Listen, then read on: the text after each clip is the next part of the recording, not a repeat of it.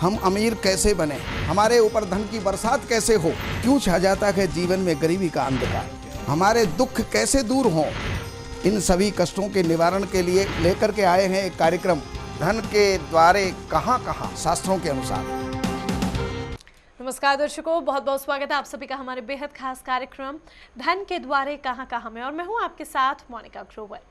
दर्शकों, हमारा ये कार्यक्रम बहुत बहुत बहुत ज़्यादा खास है। आप जानते ही हैं कि क्यों ये कार्यक्रम इतना ज़्यादा खास है, क्योंकि इस कार्यक्रम के माध्यम से आपको वो बातें जानने को मिलती हैं, समझने को मिलती हैं जो कहीं ना कहीं सीधे तौर पर आपसे ताल्लुक़ रखती हैं। आज भी कुछ ऐसी ही बातें हम आपके लिए लेकर आए हैं। तो आइए बिना देर के कार्यक्रम की शुरुआत करते हैं और स्वागत करते हैं हमारे बेहद खास मेहमान का, जिन्होंने वास्तु के क्षेत्र में एक क्रांति ला दी है। जी हाँ, जाने माने वास्तु विशेषज्ञ देवज्ञ सच्चिदानंद वशिष्ठ जी का। नमस्कार गुरुजी। नमस्कार गुरुजी, कई बार हम देखते हैं एक घर में एक के बाद एक कोई ना कोई बीमार पड़ता रहता है, वो घर रोगों का घर बन जाता है। एक घर तो ऐसा होता है, एक घर होता है असाध्य रोगों का घर। तो रोगों और असाध्य रोगों के घर को हम कैसे पहचानें और कैसे इसका निवारण करें, आज ये हमें बताइए। देखिए, रोग भी किसी न किसी विकृति से होते हैं और शास्त्र भी ये कहते हैं 3 प्रकार के रोग हैं, वातज, पित्तज और कफज, और त्रिदोष से भी रोग उत्पन्न होते हैं। तो वायु से उत्पन्न होने वाले रोग, ये निश्चित है कि वायव्य कोण कहीं पर विकृत होगा तो वहां पर वायु से संबंधित रोग होंगे, और जल से संबंधित रोग होते हैं तो वो ईशान कहीं से विकृत होगा या उसमें कोई वास्तु दोष होगा तो वहां पर जल के रोग होंगे। अब आप ये कहेंगे जल के रोग क्या होते हैं? जैसे कोल्ड हो जाना, जुकाम होना, खांसी होना और लंबी चलना, कभी मिटना ही नहीं, ऐसा भी तो संभव है। बुखार होना, टाइफाइड होना वगैरह वगैरह, जितने जो हमारे कफ संबंधी जो रोग होते हैं वो ईशान के दोष के कारण से होते हैं। लेकिन एक अग्नि तत्व से संबंधित जो रोग होते हैं वो हमारे अग्नि कोण के दोषों के कारण होते हैं। एसिडिटी होना, आग से जल जाना या सारे शरीर में जलन होना, इस प्रकार के जो रोग होते हैं वो अग्नि के विकृत होने पर हो जाते हैं। लेकिन अगर कोई पृथ्वी तत्व से भी तो दोष होते हैं, पृथ्वी तत्व अगर विकृत हो गया तो हमारे हड्डी से संबंधित रोग होंगे। हड्डी बढ़ रही है तो भी रोग है, और हड्डी गल रही है तो भी रोग है, और हड्डी टूट गई तो भी रोग है। ये सारे रोग अलग अलग कारणों से होते हैं, लेकिन तत्व वही 5 होते हैं। उन 5 तत्वों के कारण ही सारा शरीर हमारा विकृत होता गया। मैं हर एपिसोड के अंदर, हर कार्यक्रम के अंदर मैं कुछ ना कुछ आपको नवीन देता रहता हूँ, नवीनता लाता रहता हूँ, नवीन चीज़ें बताता रहता हूँ। अब ये यहाँ जो अग्नि कोण है, ये यहाँ वायव्य कोण है और यहाँ पर अग्नि कोण है, ये दोनों आपस में मित्र हैं, और यहाँ जल तत्व है और यहाँ पृथ्वी तत्व है, ये दोनों आपस में मित्र हैं। आप इस बात को अनुभव भी कर सकते हैं कि अग्नि को जरा सी हवा मिल जाए वो प्रचंड हो जाती है, और अग्नि को अगर हवा ना मिले तो वो शांत हो जाती है। तो ये दोनों आपस में मित्र तत्व हैं, और यहाँ पर ये जल तत्व और पृथ्वी तत्व ये दोनों मित्र हैं, क्योंकि जल पृथ्वी से निकलता है और पृथ्वी के अंदर ही समाहित हो जाता है। तो अब इनमें विकृत स्थिति आ जाने के कारण से तत्व जो है, तत्वों का संतुलन अगर कहीं पर भी बिगड़ जाता है तो इस प्रकार के रोग होते हैं। ये होते भी रहते हैं और चलते भी रहते हैं और ठीक भी होते रहते हैं। लेकिन एक बात का विशेष करके आप ध्यान रखिएगा, कुछ रोग ऐसे होते हैं जो असाध्य होते हैं, और उनका मुख्य कारण क्या होता है? अगर हमारे यहाँ पर और जितने भी जो दोष हैं वो बर्दाश्त किए जा सकते हैं, लेकिन ईशान का दोष जो है वो बर्दाश्त नहीं किया जा सकता, और यहाँ नैऋत्य कोण का दोष वो भी बर्दाश्त नहीं किया जा सकता, क्योंकि ये हमारा 5 इंद्रियों को लेकर के बैठा हुआ स्थान है। आंख भी हमारी यहीं पर है, यानी वास्तु की आंख यहीं पर है, वास्तु के कान यहीं पर हैं, वास्तु का मुख भी यहीं पर है, वास्तु की नासिका भी यहीं पर है, तो वास्तु का सर भी यहीं पर है। और वहां पर अगर किसी प्रकार की विकृति हो गई तो इतने रोग वहां ऊपर ऊपर के सर से ऊपर, गर्दन से ऊपर ऊपर के जो रोग हैं वो वहां पर व्याप्त हो जाएंगे, उत्पन्न हो जाएंगे। तो इस चीज में अगर हमारे किसी भी प्रकार का दोष है तो उसको सुधारने का प्रयास करना चाहिए। और यहां पर दोष क्या है? इस जगह के ऊपर शौचालय का होना, क्योंकि आप अपनी नाक के पास में, नासिका के पास में शौचालय नहीं बना सकते, क्योंकि उसकी जो दुर्गंध है वो आप बर्दाश्त नहीं कर सकते, सहन नहीं कर सकते। दूसरी बात, यहाँ पर अगर जो नासिका का काम है, एक तो ये हो गया, अगर वहाँ पर वो बंद हो गया तो श्वास कहाँ से आएगा, दूसरा रोग उत्पन्न हो गया। तीसरी बात यह है, वहीं पर मुख है और वहाँ पर मुख आपने नहीं बनाया, अर्थात आपने मुख्य द्वार वहाँ पर नहीं बनाया और कहीं पर आप बनाएंगे। वैसे तो मैं कार्यक्रमों में बताता आ रहा हूँ 32 द्वार हम बना सकते हैं, लेकिन उनमें 4 द्वार श्रेष्ठ होते हैं, हर दिशा का एक द्वार श्रेष्ठ हुआ करता है। तो अगर हमने वो भी यहाँ पर नहीं बनाया तो तीसरी बात और है, अगर वहाँ पर सूर्य का प्रकाश नहीं आया तो वहाँ हमारी दृष्टि, हमारी बुद्धि और विवेक वो शून्य हो जाएंगे।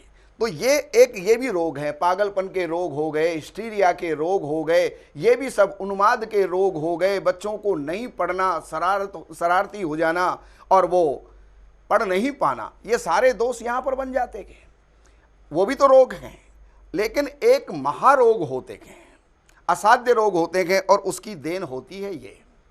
अगर आपके शरीर में सब कुछ है लेकिन अगर हड्डी आपके शरीर में नहीं है, हड्डी आपकी विकृत हो गई तो आप अपाहिज हो जाएंगे, आप लंगड़े हो जाएंगे।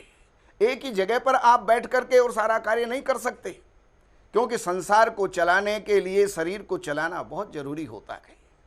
सारे क्रियाकलाप को चलाने के लिए शरीर को चलाना बहुत जरूरी होता है। तो यहाँ पर महारोग होते हैं, जैसे कि आत्महत्या की भावना हो जाना, एक्सीडेंट हो जाना, महारोगों के अंदर कोई भी किसी के द्वारा हत्या हो जाना, और इसके अलावा भी जो ऐसे ऐसे रोग लग जाना जो कभी ठीक ही नहीं होते, जैसे कि कैंसर का हो जाना। तो ये 2 जगह अगर हमने सुधार ली तो हम रोगों से बच सकते हैं। रोग हो जाने के बाद भी हम उन रोगों से बच सकते हैं।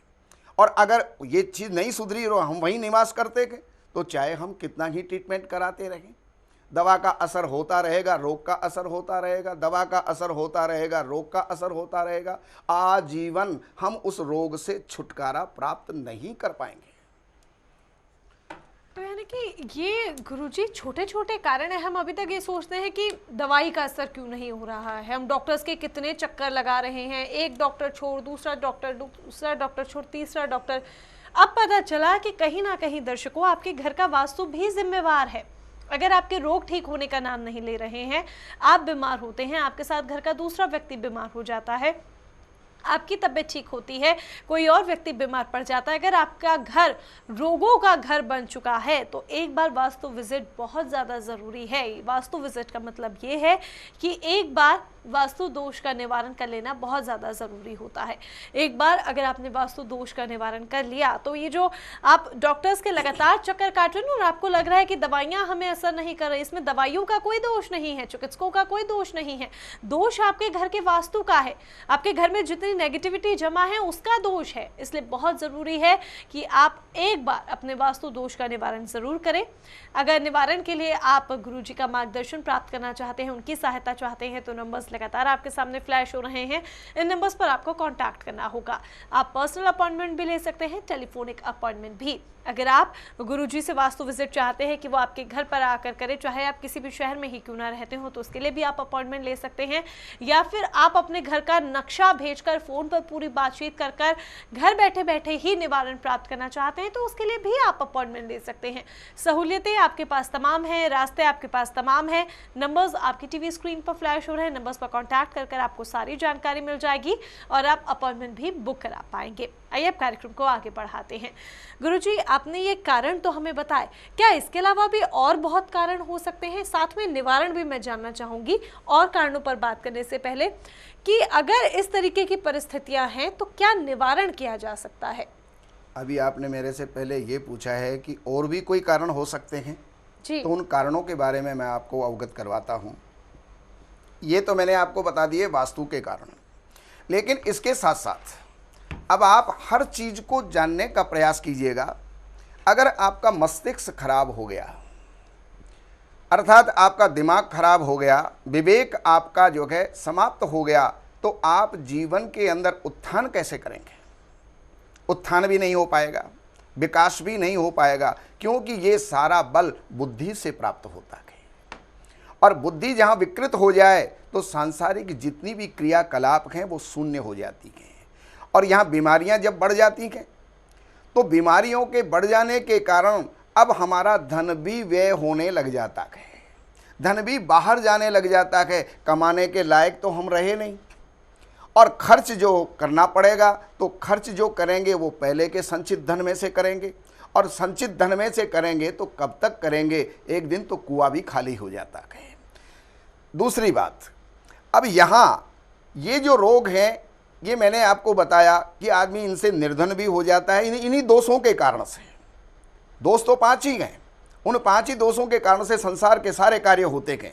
लेकिन अगर आप ये कहें कि क्या ये सब कुछ वास्तु ही हो गया, संसार में और कुछ नहीं है? संसार में बहुत कुछ है। प्रकृति के विरुद्ध भी जब हम चलेंगे, जैसे कि आपने अभी अभी गर्म पानी से स्नान किया और एकदम से आप हवा में निकल गए, अब आप स्वयं अनुभव कीजिएगा कि आपको क्या होने वाला है। जुकाम होने वाली है, आपको खांसी होने वाली है, आपको बुखार होने वाला है, क्योंकि प्रकृति विरुद्ध हमने काम कर दिया। और ये प्रकृति ही वास्तु है। इसके अलावा ज्योतिष भी रोगों को बताती है।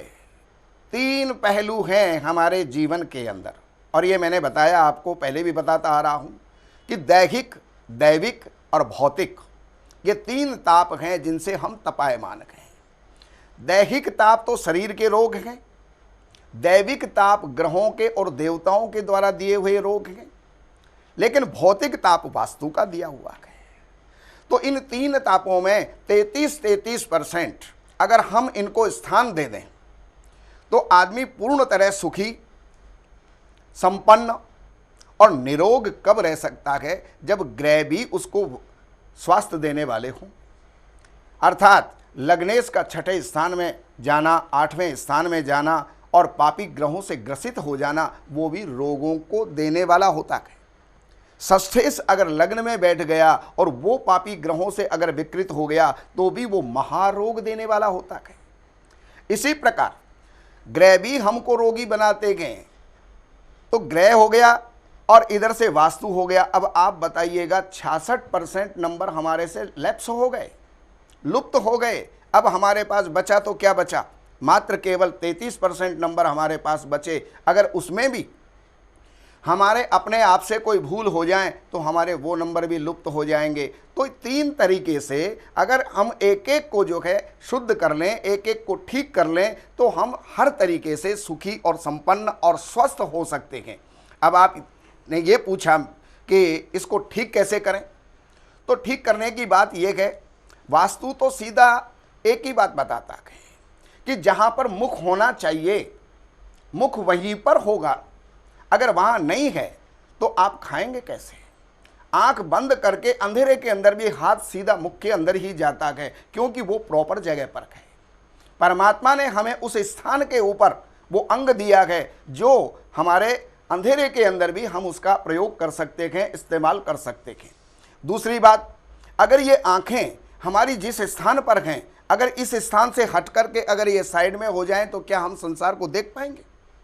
सही ढंग से हम उसको नहीं देख पाएंगे। तो उसी प्रकार जो चीज जहां पर होनी चाहिए प्रॉपर तो वही है, लेकिन अब जो बन गई तो अब हम क्या करें जी। तो वहां जो बन गई है तो उसको भी सुधारने के लिए वास्तु में जाना पड़ेगा, पायरा वास्तु में जाना पड़ेगा। पायरा वास्तु में क्या टिप्स हो सकती हैं गुरुजी, हम आपसे अगले अंक में जानेंगे। दर्शकों, अगला अंक भी हमारा जरूर देखेगा, लेकिन नंबर्स आपके सामने लगातार फ्लैश हो रहे हैं, नंबर्स पर कॉल करना ना भूलें। पुस्तक के लिए भी यानी धन बरसे आपके द्वार शास्त्रों के अनुसार जो पुस्तक खास तौर पर लिखी है दिव्यज्ञ सच्चिदानंद वशिष्ठ जी ने, ताकि आप लोगों के घर भी धन की बरसात हो सके। इस पुस्तक को आप प्राप्त कर सकते हैं। शिविर में हिस्सा लेना चाहते हैं तो आप शिविर में भी हिस्सा ले सकते हैं। पहला शिविर जिसमें आपको वास्तु की टिप्स दी जाती हैं, दूसरा शिविर जो वास्तु टीचिंग पर है जिसमें गुरुजी आपको वास्तु सिखाते हैं। 18 दिसंबर को आगामी तारीख जो है वो 18 दिसंबर है, यानी अगले महीने दिल्ली में ITO पर आयोजित होने जा रहा है शिविर। अगर आप हिस्सा लेना चाहते हैं रजिस्ट्रेशन तुरंत कराएं। नंबर्स आपके सामने फ्लैश हो रहे हैं, नंबर्स पर कॉन्टैक्ट कर आप अपॉइंटमेंट भी ले सकते हैं, शिविर के लिए रजिस्ट्रेशन भी करा सकते हैं और साथ में इस पुस्तक को प्राप्त भी कर सकते हैं। अब हमें चलने की दीजिए इजाजत। गुरुजी समय आपने दिया उसके लिए बहुत बहुत धन्यवाद आपका। नमस्कार।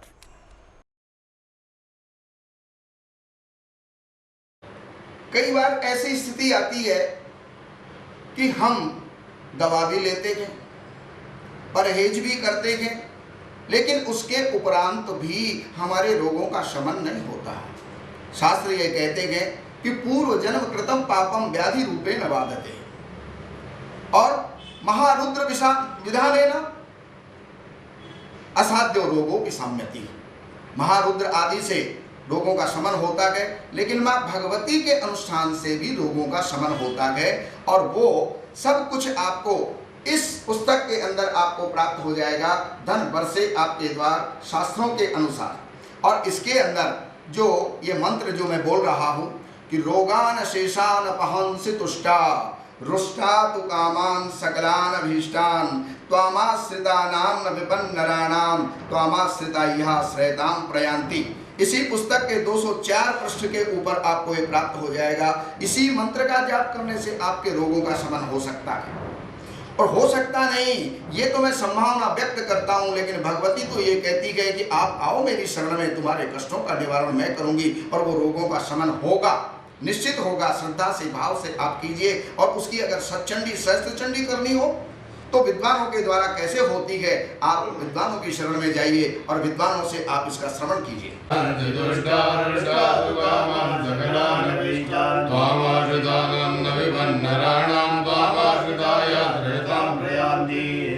ओम देवी प्रपन्नाति हरे प्रसीद प्रसीद मातर जगतोऽखिलस्य प्रसीद विश्वेश्वरि भाय विश्वं तमेश्वरि देवी चराचरस्य लोकान् शेषान् पहन्ति दुष्टारुष्टादुकामान् सकलानभीष्टान् त्वामाश्रितानां न विपन्नराणां त्वामाश्रिताय श्रेतां प्रयान्ति लोकान् शेषान् पहन्ति दुष्टा। अगर आप वास्तु विशेषज्ञ सच्चिदानंद वशिष्ठ जी से अपने घर, ऑफिस आदि का वास्तु चेक करवाना चाहते हैं या फिर गुरुजी से वास्तु टिप्स चाहते हैं तो आप अपॉइंटमेंट ले सकते हैं, या फिर धार्मिक अनुष्ठान करवाना चाहते हैं जो आपके जीवन में खुशहाली तो लाएगा ही, साथ ही धन के द्वार भी खोल देगा। धार्मिक अनुष्ठान गुरुजी स्वयं अपने हाथों से करते हैं, अर्थात अनुष्ठान के जरिए आपको गुरुजी से मुलाकात का मौका भी मिलेगा। अधिक जानकारी के लिए संपर्क करें। संपर्क सूत्र 7838898421 7838898422। संपर्क समय प्रातः 10 बजे से सायं 6 बजे तक। अगर आप भी धनवान बनना चाहते हैं तो आप वास्तु विशेषज्ञ दिव्यज्ञ सच्चिदानंद वशिष्ठ जी द्वारा आयोजित धन के द्वारे कहां शिविर में हिस्सा लेकर अपने जीवन में भी धन के द्वार खोल सकते हैं। आगामी शिविर 18 दिसंबर। रजिस्ट्रेशन एवं अधिक जानकारी के लिए संपर्क करें। संपर्क सूत्र 7838898421 7838898422। संपर्क समय प्रातः 10 बजे से सायं 6 बजे तक। हम अमीर कैसे बने, हमारे ऊपर धन की बरसात कैसे हो, क्यों छा जाता है जीवन में गरीबी का अंधकार, हमारे दुख कैसे दूर हों, इन सभी कष्टों के निवारण के लिए लेकर के आए हैं एक कार्यक्रम धन के द्वारे कहाँ शास्त्रों के अनुसार।